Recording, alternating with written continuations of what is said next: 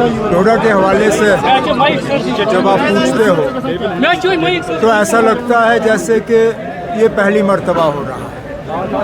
हकीकत ये है कि पिछले 1 साल से लगातार हमलों का एक सिलसिला जम्मू में शुरू हो चुका है और शायद ही कोई इलाका जम्मू का जो है अब मिलिटेंसी से आज़ाद है।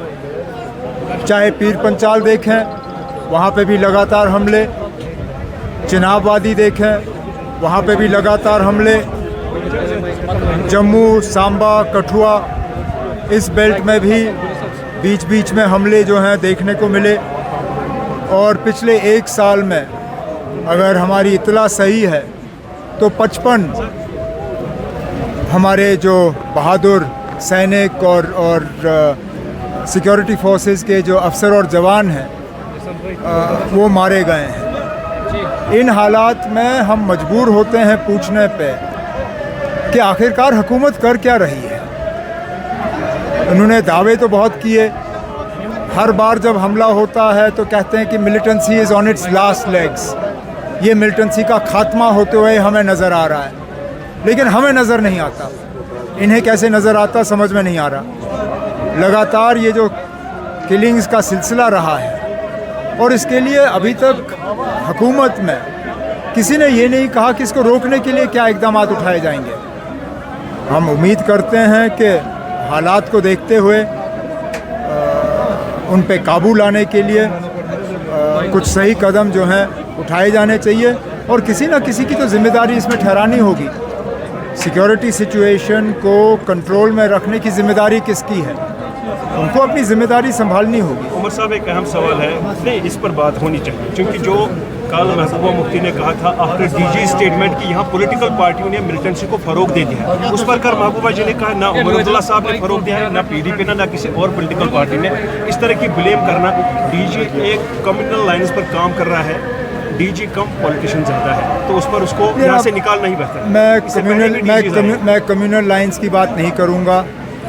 हाँ, ये सही है कि डीजी साहब ने सियासत में कदम रखे और एक सियासी तकरीर की।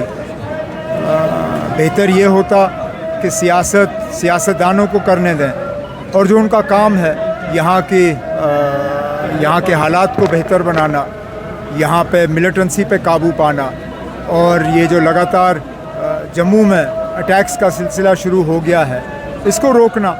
डीजी साहब से हम ये सुनना चाहते थे कि इसको रोकने के लिए क्या कदम उठाए जाएंगे। सियासत तो चलिए ना, अब हम सियासतदान जो हैं सियासत हम करेंगे।